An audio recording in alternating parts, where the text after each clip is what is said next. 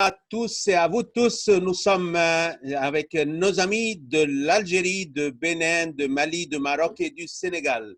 Encore une fois, on se rejoint, encore une fois, on se rencontre avec la 4e journée et le dernier jour de notre formation très courte et espérant que vous avez bien bénéficié de ce temps-là. On continue aujourd'hui avec le thème d'action de tir. Durant cette heure, comme tous les jours, on aura les 5 ou 20 dernières minutes à l'occasion pour répondre à vos questions. Et maintenant, je pense maintenant la parole à mon ami Leslie Cherubin de Maurice pour commencer sa session et bonne chance avec notre session. Ok, bon après-midi à vous tous, à tous les participants. Principalement depuis Algérie, Bénin, Mali et Sénégal. Donc aujourd'hui, on est à notre 4e session, comme nous a dit notre ami Falaki. Donc une session qui sera basée sur l'action de tir et l'administration des lancers francs. Donc n'hésitez pas à la fin de notre session poser vos questions afin que nous puissions vous répondre et voter cette 4e session. Donc on va tout de suite commencer.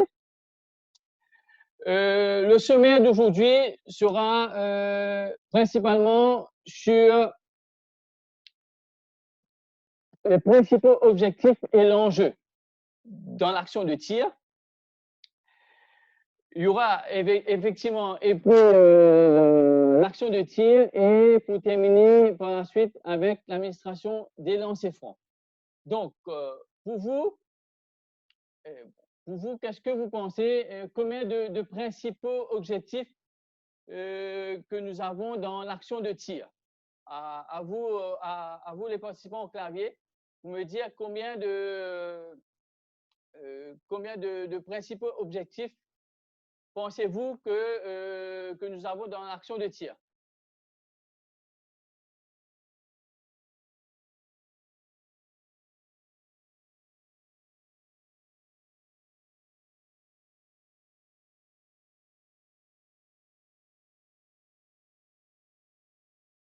Allez-y les participants. D'après vous, combien de principaux objectifs il y en a? Donc, le son. Tu m'entends?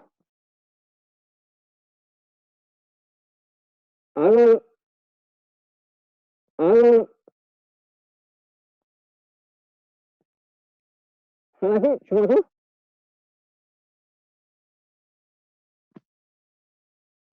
Allô?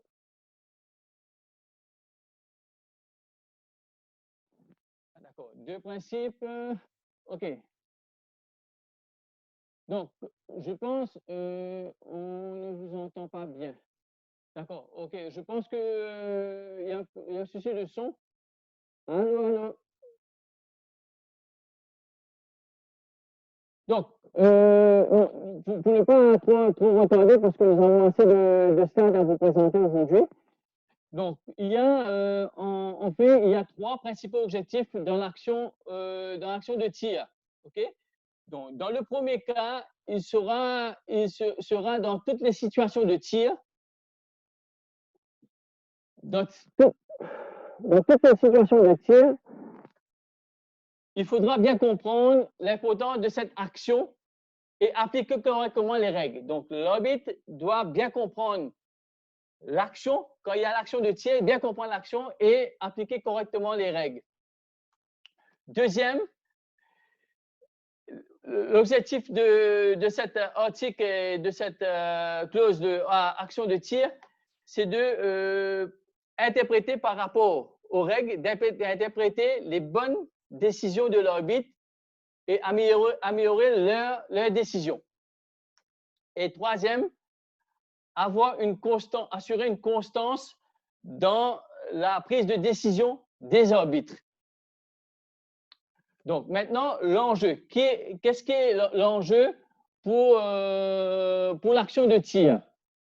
Effectivement, l'enjeu, des équipes, c'est de marquer des paniers et le plus important pendant le jeu.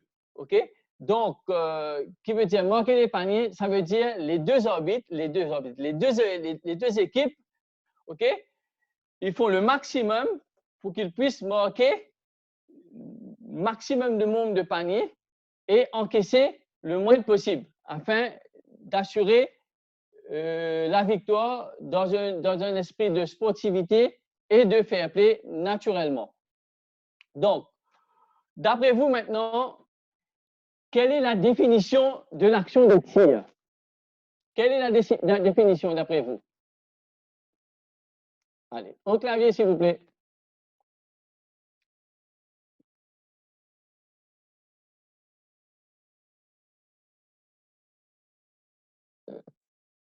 L'action de tir. Quelle est la définition?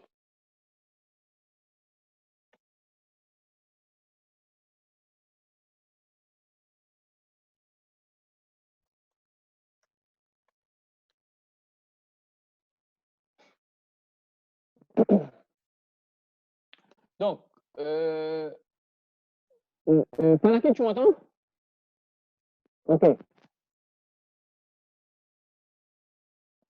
Définition de tir en cas de chute dans le claquette. Oui. Le son n'est pas très bon, hein? D'accord. C'est pas très clair. D'accord. La définition, bon, OK. Donc, Maintenant, c'est mieux. Prêt à shooter. D'accord. Donc, la définition de l'action de tir, c'est quand il y a un tir au panier, OK? Claquette, smash ou un lancer franc. Donc, ça, c'est la définition qu'il y a dans les règles de basket. Donc, dans le livre du basket, la définition, c'est il y a un tir au panier quand il y a une claquette, smash ou il y a un lancer franc. Donc, maintenant, les arbitres, comment juger qu'il y a l'action de tir? Donc, là, c'est principal, c'est lorsque le joueur tient le ballon dans un ou dans les deux mains et tire vers la direction et lance le ballon en l'air vers la direction du panier de l'adversaire, bien évidemment. Ça, c'est le premier. Et le deuxième, c'est lorsque le ballon est tapé avec la ou les mains en direction du panier de l'adversaire toujours. C'est considéré comme tir au panier. Et troisièmement, lorsque le joueur fait pénétrer ou tente de faire pénétrer le ballon, okay, dans le panier de l'adversaire, de haut en bas, avec un ou deux mains. Donc, un dunk, comme on l'appelle dans le jargon, un dunk, ça aussi, c'est considéré comme un tir au panier. Donc, maintenant, l'action de tir. Dites-moi, d'après vous, quand commence l'action de tir?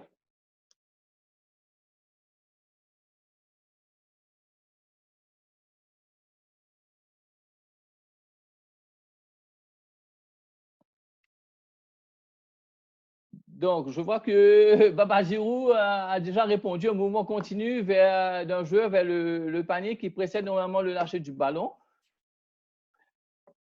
D'après vous, quand commence l'action de tir?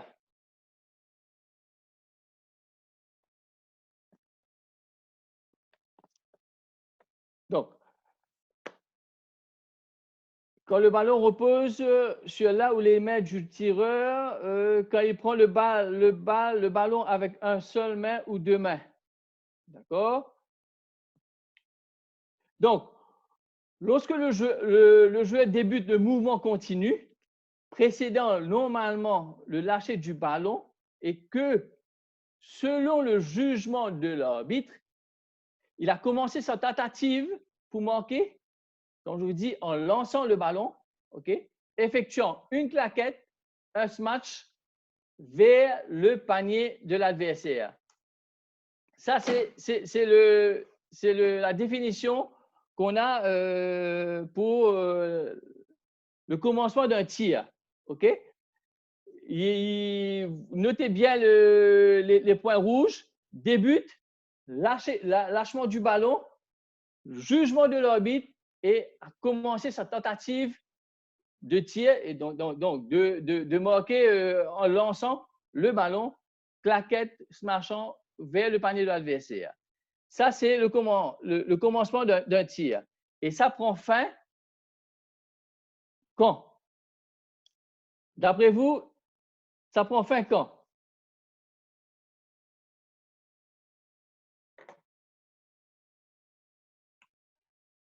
Donc, ça prend fin, oui, lorsque le ballon a quitté là où les mains du tireur et quoi, Alain? Oussama me dit qu'il y a les deux pieds revient au sol. Lorsque le ballon a quitté là où les mains du tireur en l'air. Donc, ça prend fin lorsque le ballon a quitté la main, effectivement, là où les mains du tireur, ok, et que dans le cas d'un joueur en l'air, les deux pieds du joueur en question retouchent le sol. C'est là qu'on considère que le tir au panier, l'action de tir prend fin.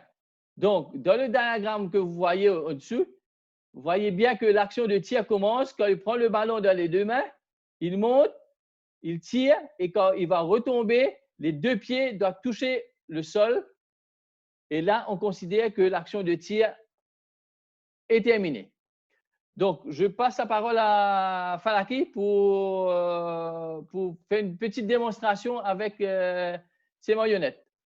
Oui, merci Leslie. Comme tu l'as expliqué, donc ça, on va expliquer l'action de lancer. Ça, c'est une action de lancer. Ce joueur, il lève les bras avec le ballon et puis il lâche le ballon. Ça, on dit que ça, c'est le commencement de l'action de tir. Mais avec les nouvelles règles de 2020, ils ont divisé l'action de tir par deux actions. Ou bien, ce joueur, il fait ce qu'on dit un jump shot ou un set shot. Set shot, ça veut dire qu'il est sur la terre comme ça et il fait un shoot et il lâche le ballon en l'air. Ou bien, il fait un jump shot, il saute pour dans sa place pour faire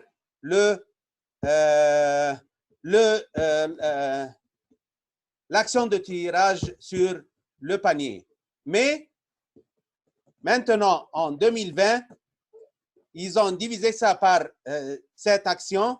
Pourquoi? Et ça commence lorsque le joueur entame ou commence, selon le jugement de l'arbitre, un déplacement du ballon vers le haut et en direction du panier. C'est-à-dire, jusqu'à maintenant, ça c'est pas une action de tirage d'action de tirage du ballon. Parce que parfois, il y avait un défenseur à cette action, il défonce et ce joueur, il tourne pour prendre l'espace et pour sauter, pour faire l'action de tir. Donc, jusqu'à ce joueur, il lève ses mains en l'air.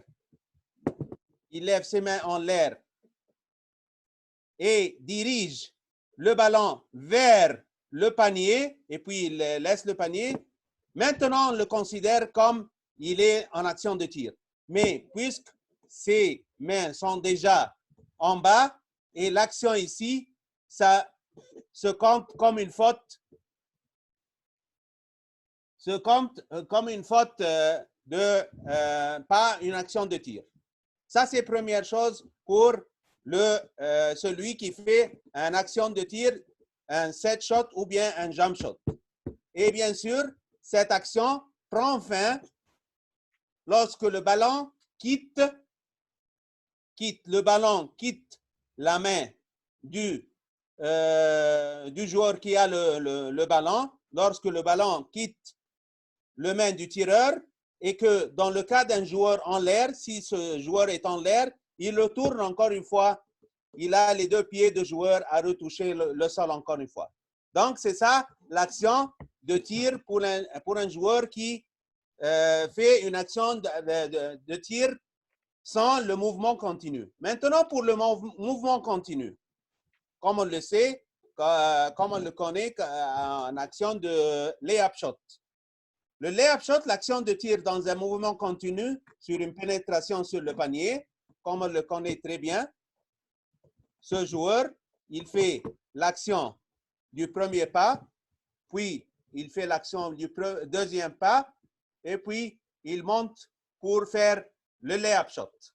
Donc, par la nouvelle définition du FIBA, ça commence lorsque le ballon, cette ballon, repose, c'est-à-dire le ballon maintenant se repose après le premier pas ou durant le premier pas, se repose sur la main ou les mains, bien sûr, du joueur à la fin du dribble. Donc, ce joueur a fini le dribble, il commence à faire le premier pas et le ballon se repose sur son main pour faire le premier pas et puis le deuxième pas. Donc, en ce cas-là, on dit qu'il a commencé son action de tir. Donc, dès que le ballon se repose sur sa main, à la fin d'un dribble ou lorsque celui-ci attrape le ballon en l'air et que ce joueur commence, selon le mouvement de tir précédent, de lâcher le ballon. Donc, ça, c'est le commencement. Et cette action prend fin lorsqu'il a fait le deuxième pas et lorsque le ballon quitte encore la main ou les mains du joueur ou si une action de tir complètement nouvellement est effectuée. En même temps, ça finit dans le cas d'un joueur qui est en l'air, quand les deux pieds de ce joueur, il se baisse encore une fois et retouche le sol. Ça, c'est l'action de tir des deux cas nouvelles d'après les nouvelles règles de 2020, octobre 2020. Et maintenant, on continue avec notre ami Leslie. Donc, merci Falaki. Donc, pour continuer, et les points à noter maintenant dans l'action de tir, il faut bien voir que pendant l'action de tir, il se peut que le joueur qui essaie de marquer a son ou ses mains retenues par l'adversaire et que le ballon est toujours dans la main du tireur. Donc, c'est toujours considéré, s'il est dans son action de tir, c'est toujours considéré comme une action de tir. Et deuxième point qu'il faut noter, c'est que quand un joueur est en action de tir et qu'il y a une faute sur lui, et après la faute, il effectue une passe. Et ça, ce n'est pas considéré comme une action de tir. Il faut bien juger. Donc, le jugement de l'arbitre est bien essentiel dans ce deuxième cas. C'est quand un joueur qui est en action de tir, il y a une faute sur lui, mais après la faute, il fait une passe à son adversaire, à son coéquipier. Ça, ce n'est pas considéré comme une action de tir. Les points techniques maintenant, on va venir aux points techniques dans l'action de tir. Technique numéro 1, donc la protection du tireur. Donc l'arbitre, il doit toujours protéger le tireur. Donc l'arbitre doit rester sur l'action. OK, ça c'est le point 1. Deuxièmement, il faut que l'arbitre identifie la position initiale du défenseur, puis le point de réception. Donc, dans les deux cas, défenseur ou le tireur, l'arbitre doit identifier la position initiale afin de juger, comme on a défini lors de la première session, cylindre du joueur. Donc, il doit bien comprendre, je crois que j'ai un problème de son. Donc, et le tireur, l'arbitre doit bien comprendre, bien identifier la position initiale des deux, donc du défenseur ou du tireur. maintenant, la mécanique, il faut une petite mobilité. C'est pour ça que je l'ai mis entre guillemets, mobilité. Donc, on sait que pour juger, l'arbitre doit rester statique, donc il ne doit pas bouger pour juger une faute. Donc, là, j'ai mis la mobilité en guillemets. Pourquoi? C'est pour, vous allez voir plus tard dans le mécanisme. Donc, il faut faire un cross-step pour éviter l'alignement. Donc, si vous êtes aligné avec un joueur qui tire ou avec les deux joueurs, un attaquant et le défenseur, si vous êtes aligné, ce n'est pas bien. Donc, il faut une petite mobilité, un cross-step à l'intérieur ou à l'extérieur, donc pour bien juger. Ça, c'est un. Et deuxièmement, il faut avoir toujours la distance pour analyser le regard vers le tireur. Point technique numéro 2, dans l'action de tir, dans l'action de tir, il faut toujours identifier le moment de contact. Identifier le moment de contact et tout de suite indiquer immédiatement le signal conventionnel qu'il faut. Donc, s'il y a tir, vous montrez les deux tirs. Donc là, il y a effectivement des appréciations de triche de l'attaquant, etc., concernant activité hors cylindre ou non. Donc, ça, c'est d'après le positionnement de l'arbitre, à lui de juger. Donc, décision, effectivement, par après, avertissement ou sanction pour fake, etc., selon le déroulement du match. Bon. Point technique, le numéro 3. Point technique numéro 3, rester jusqu'à la fin de l'action de tir. C'est quoi? C'est quoi rester jusqu'à la fin de l'action de tir? C'est de voir toute la lecture de la situation ensemble, identifier et pouvoir verbaliser l'évidence, le point de contact. Donc, il faut bien voir l'action, bras du tireur, normalement qui va vers le haut, la réception et ensuite l'observation du rebond. Donc, tout ça, ça forme partie de rester, l'arbitre doit rester jusqu'à la fin de l'action de tir. Tout ça est à prendre en considération. Donc, il faut avoir le niveau d'évidence, contact, effectivement, comme je vous ai dit, identifier et pouvoir verbaliser le point de contact et lecture de l'ensemble de la situation. Tout ça forme partie d'une technique d'arbitrage pour rester jusqu'à la fin de l'action de tir. Quatrième technique, comme je vous ai dit tout à l'heure là, c'est la position initiale. Donc, pour avoir une meilleure position, il faut toujours être à 45 degrés. Donc, dans la technique d'arbitrage individuel, vous avez toujours cette clause, donc position de 45 degrés pour bien voir et bien juger l'action, surtout sur l'action des tirs. Donc, dans le diagramme 1 que vous voyez à l'écran, vous voyez que l'arbitre de tête, donc, c'est lui qui déclenche la rotation. Donc, le ballon est ici. Et là, si le ballon, où il y a un move du pot de ballon vers l'intérieur à gauche de votre écran, donc l'arbitre qui est à droite, l'arbitre de tête fait une rotation, il fait une rotation pour pouvoir bien juger l'action de tir, s'il y en a l'action de tir ici.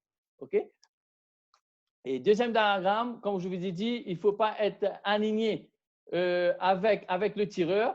Vous faites un cross-step, pour voir bien avoir la fenêtre entre les deux joueurs.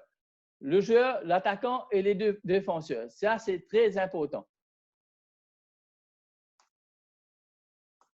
Point technique numéro 5, comme je vous ai dit, c'est prendre sa décision immédiatement et faire les gestes qu'il faut juste quand on siffle s'il y a une faute sur l'action de tir. Donc, il faut bien avoir le début de l'action, continuum de l'action et finalement fin de l'action pour pouvoir prendre une décision adéquate s'il y en a faute ou non et faire le signal approprié pour l'action de tir. Donc, les signaux appropriés. Donc, vous allez voir que pour l'action de tir, il y a la faute d'abord, siffler la faute et montrer tout de suite qu'il y a action de tir, il y a 2 tirs ou 3 tirs. Donc, ici, la faute est sifflée et c'est en dehors de l'action de tir et l'arbitre fait le signal conventionnel tout de suite pour juger qu'il n'y a pas action de tir et tout de suite, il montre le signal approprié. Falaki, tu prends le relais pour une petite démonstration des marionnettes? Oui, oui. On continue maintenant pour faire attention à quelques points. Parfois, celui qui fait le lay-up, il fait son premier pas, puis son deuxième pas, et puis quand il commence son action de tir, et le défenseur est devant lui. Maintenant, celui qui porte le ballon, il utilise sa main gauche pour écarter. Maintenant, qu'est-ce qu'il fait cet attaquant? Il utilise sa main gauche pour écarter ou défendre le ballon. Donc, cette action, puisqu'il l'a fait hors de son cylindre, donc on doit considérer ça comme étant faute, oui, faute offensive, premièrement. Deuxième chose, il faut faire attention encore à ce joueur qui porte le ballon. Quand il fait son action de tir,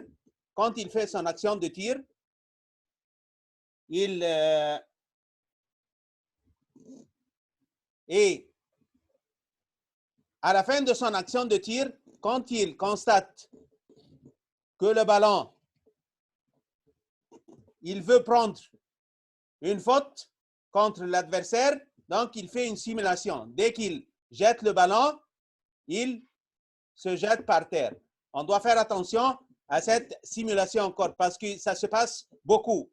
Dès que ce joueur il prend l'action de tir et le défenseur ne l'a même pas touché. Donc celui-ci, il saute et fait une simulation après que le ballon est sorti de son main. Donc on doit faire attention à cet attaquant. Autre chose, d'après le défenseur, parfois ça se passe que celui qui fait le lancer sur le terrain, celui qui porte le ballon, quand il commence à jeter le ballon, ce défenseur ne touche pas le bras. Maintenant, il ne touche pas le bras de l'attaquant. Il fait un geste très malin. Seulement, il touche la coude de celui qui tire.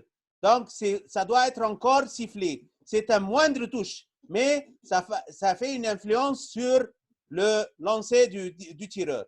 Donc, on doit faire attention encore à ce geste. Donc, ce sont ces 3 points qu'on doit faire attention durant l'action de tir du tireur et encore la réaction du défenseur. Et on continue avec notre ami Leslie. Merci Falaki pour cette petite démonstration. Donc, on continue. Maintenant, quelles sont les sanctions concernant les actions de tir? Sanctions, premièrement, pour une faute personnelle qui doit être infligée au joueur fautif. Ça, c'est normal. OK? Donc, maintenant, si la faute est commise par un joueur qui n'est pas dans l'action de tir,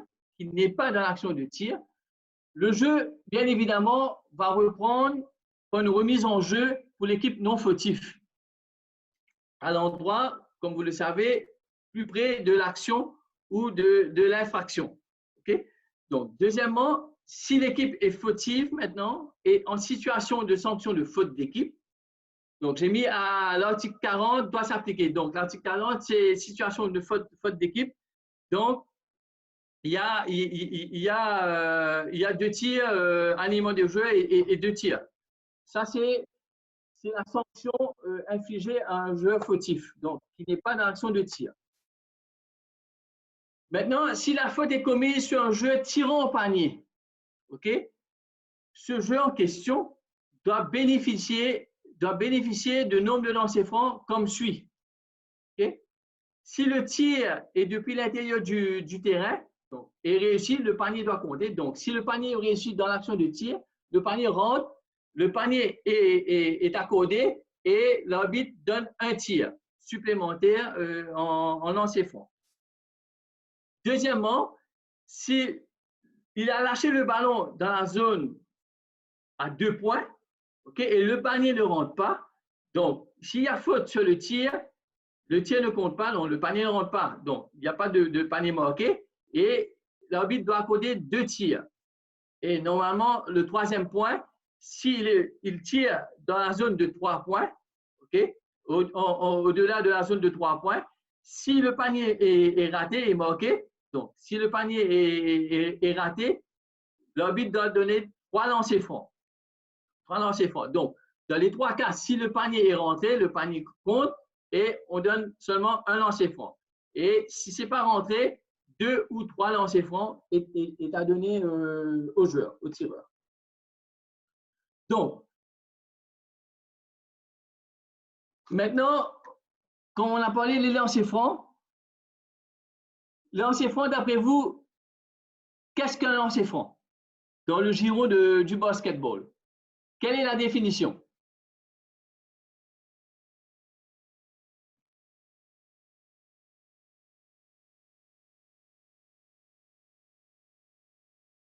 D'après vous, quelle est la définition de lancer franc?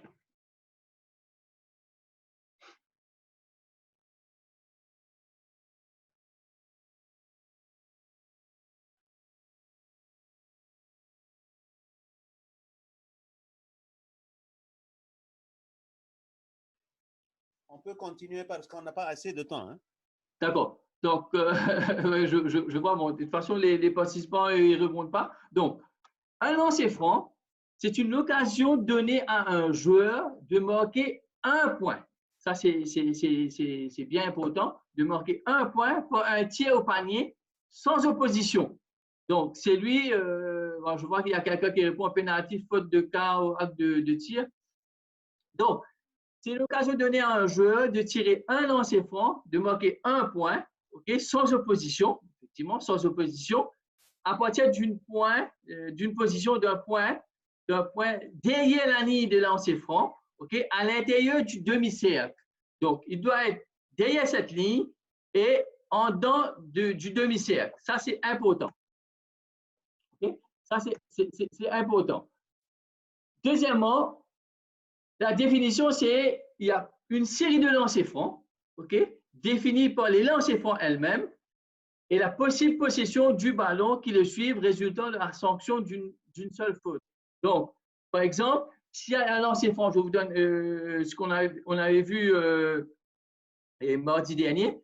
Donc, je vous donne par exemple, s'il y a un lancer franc ici, et dans ce diagramme, il y a un lancer franc. Et pendant le premier lancer franc qui est suivi d'un autre lancer franc, pendant le premier lancer franc, il y a une faute technique. Donc, la faute technique peut être immédiatement sanctionnée tout de suite. Donc, il y a un lancer franc à l'autre opposé, par exemple. Et on revient donner le lancer franc, continuer le lancer franc pour l'équipe rouge, par exemple. Donc, ça veut dire qu'il y a de possession de ballon qui suivent en résultat de sanction d'une autre faute. Donc, en gros, c'est la définition des lancers francs. Donc, les principes maintenant. Il y a environ 5 principes, il y en a 5 principes d'un tireur de lancer franc, et dont l'arbitre, effectivement, il doit aussi savoir. Donc, le tireur de lancer franc, le premier, il doit se placer derrière la ligne de lancer franc à l'intérieur du demi-cercle. Ça, c'est la première chose.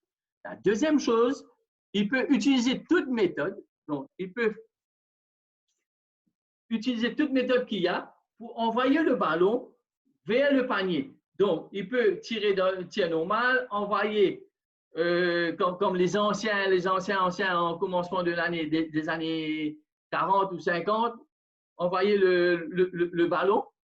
Mais il faut que le ballon passe par le haut et touche l'anneau. Ça, c'est essentiel. Troisième principe, le tireur ne doit pas toucher la ligne de lancer franc. Donc, s'il touche la ligne de lancer franc avant qu'il lâche le ballon, c'est considéré comme une violation. Okay? Et le ballon doit toucher l'anneau. Hein. Il doit effectivement, comme quatrième principe, lâcher le ballon dans les 5 secondes dont après avoir reçu le ballon avec l'arbitre. Donc, il doit lâcher le ballon dans les 5 secondes qui suivent à la réception du ballon de l'arbitre.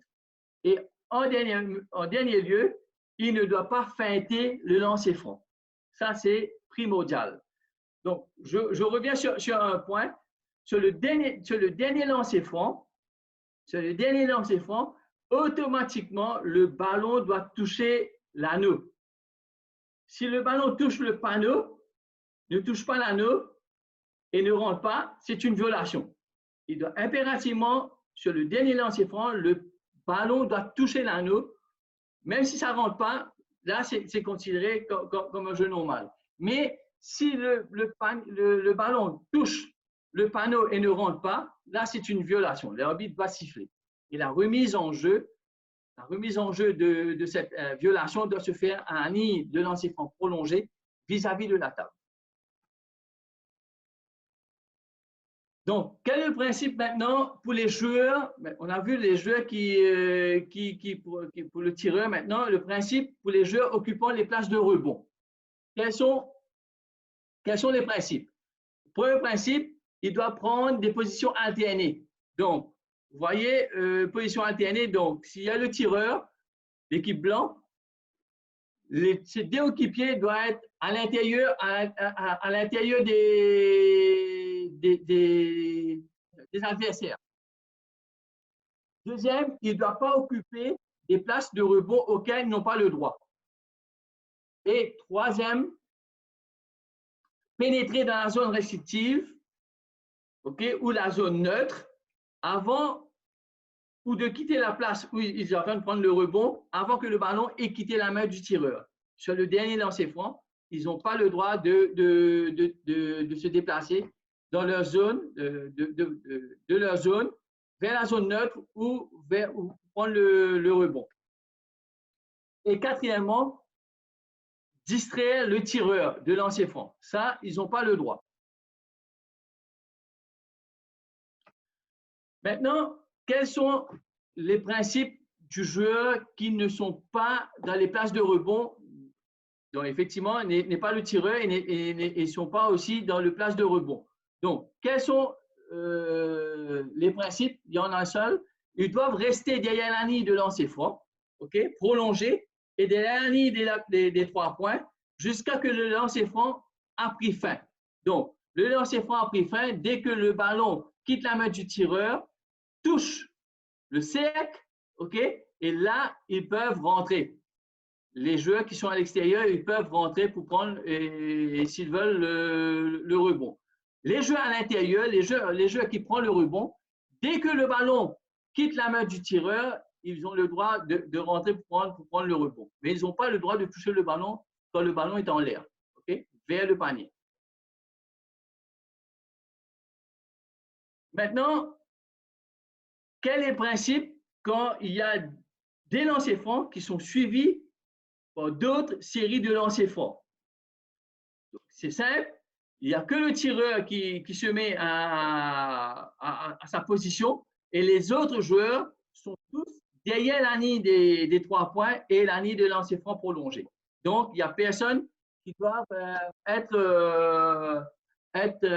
au rebond. Bon, c'est juste au cas pour faciliter aussi les arbitres et à savoir que s'il y a d'autres lancers francs, ils ne se mettent pas en situation de rebond parce que ça peut causer une confusion aux arbitres et aux joueurs également et s'ils veulent prendre le rebond et continuer le jeu alors qu'il y en a d'autres sanctions. C'est pour ça que la FIBA a mis cette clause, ce principe que s'il y a d'autres séries de lancers francs, tous les joueurs, et sauf le tireur, tous les joueurs se mettent à l'extérieur de la ligne de 3 points et à l'extérieur de la ligne de lancer franc prolongé. Donc, la sanction maintenant pour les lancers francs. Lancer franc réussi, violation commise par le tireur de lancer franc, comme je vous dis, le point ne peut pas compter, et le ballon est remis par l'adversaire pour une remise en jeu depuis le prolongement de la ligne de lancer franc, à moins qu'il y ait d'autres lancers francs ou une sanction de possession à administrer. Donc, deuxième sanction, si le lancer franc est réussi, violation est commise par tout joueur autre que le tireur de lancer franc. Donc, le panier doit compter, effectivement, et la violation ou les violations doivent être ignorées. Donc, dans le dernier cas du dernier tir de lancer franc, le ballon doit être accordé à l'adversaire pour une remise en jeu à n'importe quel point derrière la ligne de fond de cette équipe. Donc, effectivement, si le ballon est rentré, donc le panier est accordé et le jeu continue normalement comme s'il n'y avait pas cette violation. Maintenant, quelle est la sanction pour un lancer franc non réussi? Mais une violation est commise par le tireur de lancer franc ou ses coéquipiers. Donc, là, le dernier lancer franc, toujours le dernier lancer franc, comme j'ai noté en rouge, le dernier lancer franc, le ballon doit être remis aux adversaires pour une remise en jeu depuis le prolongement de la ligne de lancer franc, okay? À moins que cette équipe ait le droit à une possession ultérieure. Et deuxièmement, lancer franc non réussi, violation commise par l'adversaire du tireur.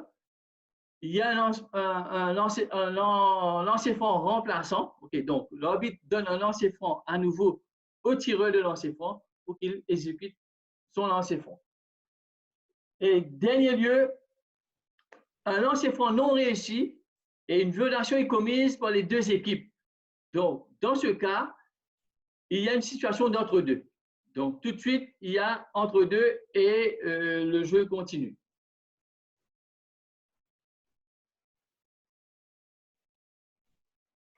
Maintenant, on passe dans l'administration des lancers francs en question, le mécanisme et les signaux. Donc, l'arbitre actif, on a 18 minutes de maintenant. Il nous reste 18 minutes. Pas de souci. Okay. Donc, le mécanisme pour l'administration des lancers francs, okay? Pour l'arbitre actif, comme vous voyez sur le dessin ici, l'arbitre actif, c'est l'arbitre de tête. Donc, il rentre dans le cercle, quand tout le monde est bien positionné, il rentre dans la zone restrictive et il administre le lancer franc. Donc, il fait, s'il y a un lancer franc, il fait un lancer franc. S'il y a deux, il monte deux lancers francs. Ou s'il y a trois lancers francs, il monte trois lancers francs. D'après l'illustration qu'il y a à votre écran, donc il monte un lancer franc, deux lancers francs ou trois lancers francs. Ça, c'est pour l'arbitre actif. Maintenant, l'arbitre passif, qu'on appelle, l'arbitre de centre, lui, il indique le nombre de lancers francs. S'il y a un lancer franc, il monte un lancer franc. S'il y en a deux, il ouvre ses deux mains, ok, les paumes bien serrées, les doigts bien serrés, et il montre, il y en a deux lancers francs. Et s'il y en a trois lancers francs, les trois doigts des deux mains doivent être levés pour montrer qu'il y en a trois lancers francs. Donc, maintenant, position et zone de couverture. Quand il y a un lancer franc suivi d'autres lancers francs, donc s'il y a le premier lancer franc, l'arbitre de centre, il se met, comme vous voyez sur l'illustration, il se met à la ligne prolongée de lancer franc, juste en dehors de la ligne de 3 points. Juste en dehors de la ligne de 3 points. Et l'arbitre actif, l'arbitre de tête, lui, il se place à côté du joueur à opposé de la table. Okay? Et l'arbitre de queue, lui, il se place à la ligne prolongée du banc d'équipe à opposé de la table. Maintenant, position et zone de couverture, dernier lancer franc. Sur le dernier lancer franc, la zone de responsabilité maintenant, l'arbitre de centre, il est toujours à sa place ici, et lui, son principe qu'il doit faire, bon, qu'il doit couvert, c'est le tirer de lancer franc, s'il crase un nid ou il fait une violation, et deuxièmement, il regarde les joueurs qui sont à droite du tireur, donc les joueurs qui sont vis-à-vis de lui, les 3 tireurs ou les 2 tireurs qui sont là.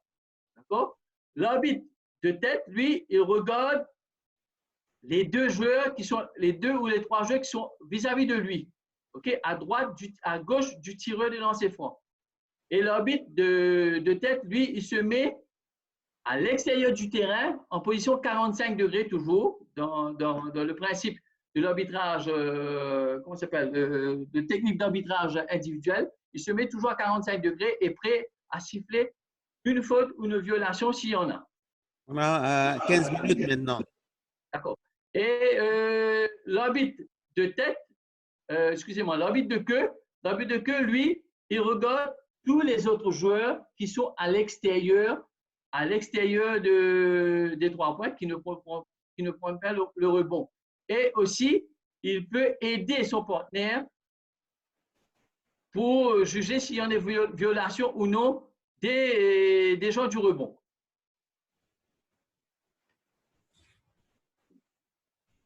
Dernier point, sur le dernier lancer franc, s'il y en a des joueurs qui sont dans la zone avant, okay, dans la zone avant, donc cette zone-là, c'est la zone avant. S'il y en a des joueurs qui sont il y a des adversaires et les joueurs offensifs et les joueurs défensifs, l'arbitre de tête, lui, l'arbitre de centre et l'arbitre de tête, lui, il reste comme initialement dit dans le slide précédent.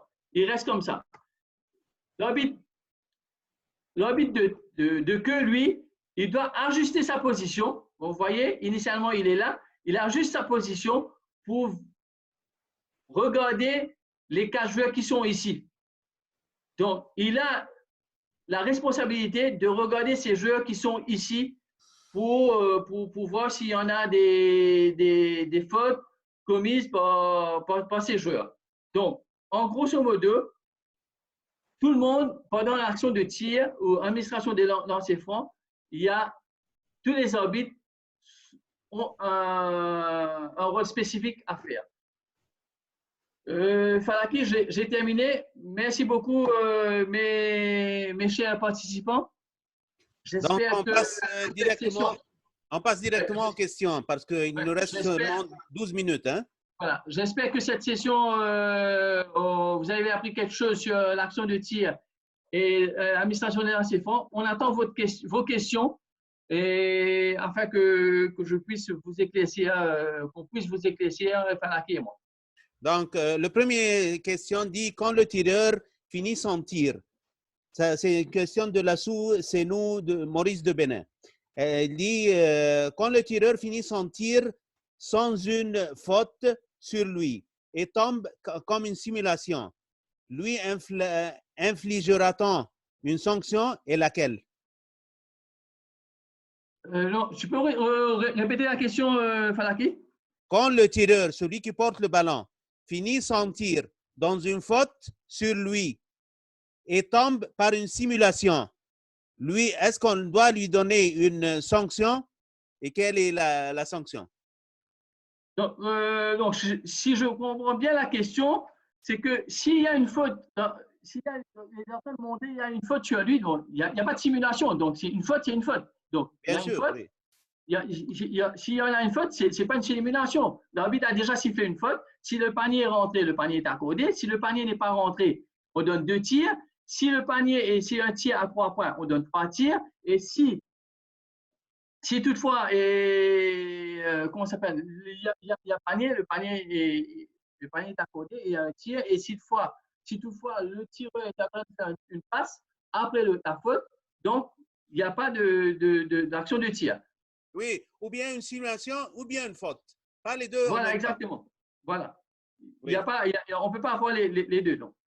Oui, on a une autre question qui apparaît à celle-ci. Un attaquant qui, après son tir au panier, fait une simulation. Quelle sera sa sanction? Et sa sanction quand le chrono affiche 2 minutes dans la prolongation. Ça n'a pas de liaison entre les deux questions. Moi aussi, je ne vois pas la simulation. Quelle simulation il fait? La simulation de faute ou quoi? Donc, s'il fait une simulation de faute, donc ce n'est pas l'action de tir. c'est le fake. L'arbitre doit faire le signal approprié pour un fake. Et s'il y a déjà un avertissement, la prochaine simulation, c'est une faute technique directe. Donc, encore une question de Safiatou Samoura. Il dit, lorsqu'un joueur, dans son mouvement continu vers le panier, fait sortir son genou, quelle sera la sanction? Que le panier rentre ou pas? Ah, donc, si si le ballon est toujours dans ses mains, donc il a commencé son action de tir, il fait une faute avec son genou, donc c'est tout de suite une faute offensive, c'est un charge. Okay? C'est pas un bloc, c'est un charge, et le ballon revient au défenseur pour la remise en jeu. Donc, il n'y a pas de tir. Si le panier est rentré, le panier n'est pas accordé. Okay? Si le panier est rentré, le panier n'est pas accordé. Donc, et il faut siffler une faute charge with the ball. Okay? Si le ballon est toujours dans sa main. Il y a une autre question, mais on a la réponse de cette question dans les interprétations. La question dit que A5 a commencé son action. La question est posée par Alain Sosa. Il dit que A5 a commencé une action de tir à 2 points en s'engageant vers le panier en ayant le ballon dans les mains. Dans son mouvement continu, il est victime d'une faute par B3. Après quoi, A5, qui avait le ballon, déséquilibré, commet une marchée avant que le ballon pénètre dans le panier. Comment juger?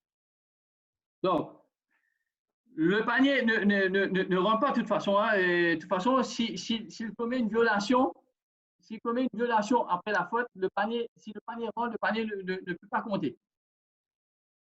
Bien sûr, oui. Le panier ne compte pas, mais la faute doit être sifflée. Donc, la faute est sifflée, il y a 2 tirs. Bien sûr, oui. Et il y a Fanta Touré qui demande à un tir en zone de 3 points.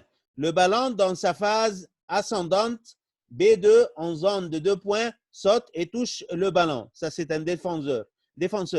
Et le ballon termine sa course au panier. 3 points ou 2 points, avec des explications. Donc, d'après toi, d'après vous, c'est Fanta, non? C'est Fanta Touré qui a posé. Fanta Touré, oui. D'après vous, on doit accorder 3 ou 2 points. Ben, évidemment, c'est 3 points. Bien sûr, oui. Où le ballon est tiré, où le ballon est lâché au dernier lieu, c'est là qu'il doit compter. Même si le jeu est dans sa zone de 2 points, le ballon doit compter 3 points. Oui. Il y a Alain Sousa, encore une fois, il demande est-ce qu'on peut donner lancer franc à un joueur en action de tir sur qui on a fait une faute et après il a donné une passe? Non, ça, j'ai bien mentionné. Donc, s'il y a l'action de tir, okay, il a commencé son action de tir, il y a une faute sur lui, et après la faute, au lieu de tirer, de continuer son action de tir, il fait une passe à son coéquipier, et là, l'action de tir s'arrête. Donc, il n'y a plus l'action de tir. Bien sûr, donc, oui. Il n'y a pas de lancer franc. Oui, oui. Pour être considéré comme action de tir, après la faute, il doit continuer son action de tir et avoir les 2 pieds retomber au sol pour un jeu en l'air. Donc, s'il fait une passe après la faute, pendant son action de tir, il fait une passe à ses coéquipiers, il n'y a pas d'action de tir, il n'y a pas de lancer franc. Il y en a des questions qui sont sur les règles directement. Il y a une question, si un joueur fait passer le ballon complètement à travers le panier par-dessous, quelle est la sanction? Non, ben ça c'est une violation. Il n'y a pas de sanction. C'est une violation simplement. Et le ballon est remis à l'adversaire ou une remise en jeu. Oui, oui.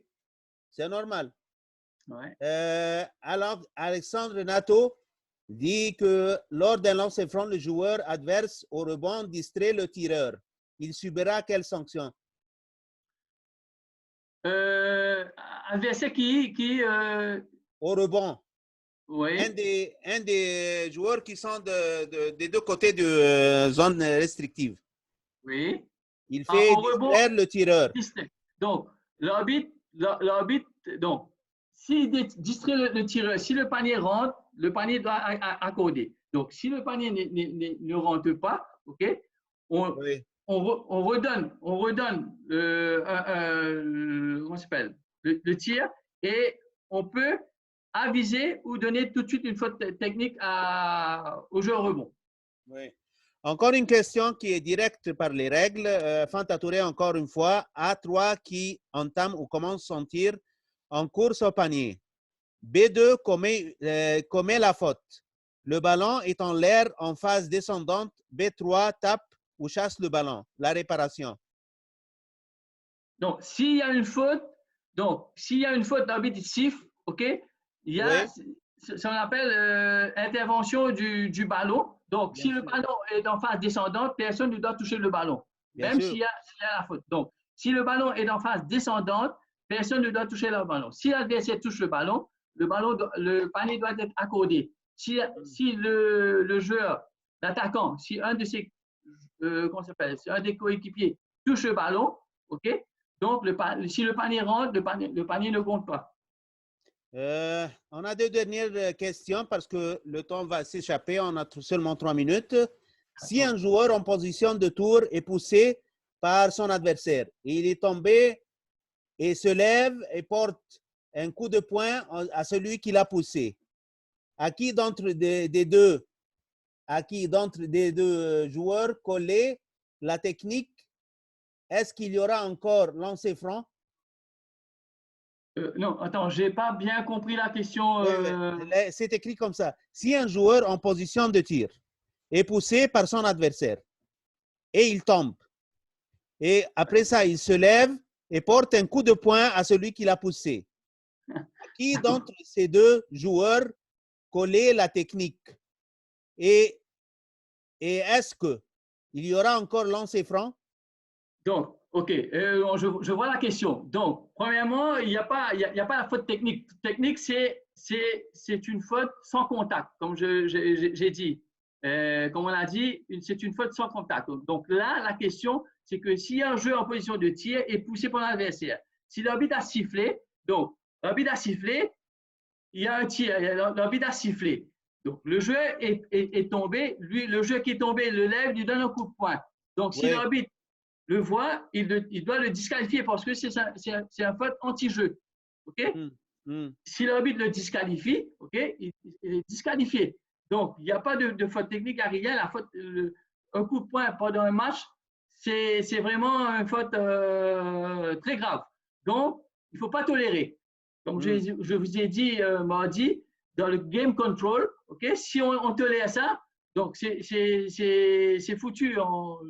Je m'excuse pour le mot. Donc, le match ça va dégénérer. Donc, il ne faut pas accepter ce genre de situation. Donc, s'il y a ça, tout de suite, c'est disqualifiante, faute disqualifiante. Il n'y a pas de faute technique à rien, la faute disqualifiante et on continue. On reprend le jeu par rapport où le jeu s'est arrêté d'une faute sur action de tir. S'il y a 2 tirs, 3 tirs, le panier est rentré, il y a un tir. Donc, c'est ça. Et maintenant, la dernière question, et puis on termine. Est-ce que c'est permis qu'un joueur bénéficiant d'un lancer franc claque le ballon sur l'anneau pour aller le chercher et accorder un panier? Ah non, justement, sur le dernier lancer franc, le tireur ne doit pas quitter sa ligne, OK, avant que le ballon touche le cercle, OK, et touché par un des sauteurs, des gens qui prennent le rebond. C'est là que le joueur, donc il a le même fonction, si vous voulez, le tireur a la même fonction que celui des joueurs qui sont à l'extérieur, qui ne prend pas le rebond.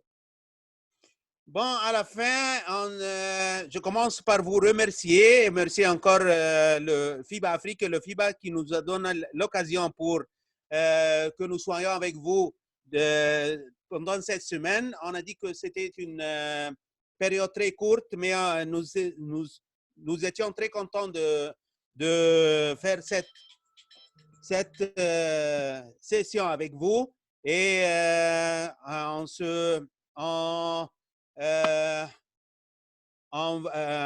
remercie vous tous et encore, je passe la parole à M. Leslie Cherubin pour vous donner les derniers mots. OK. Sur ce, les participants, je vous remercie infiniment pour ces 4 jours que vous êtes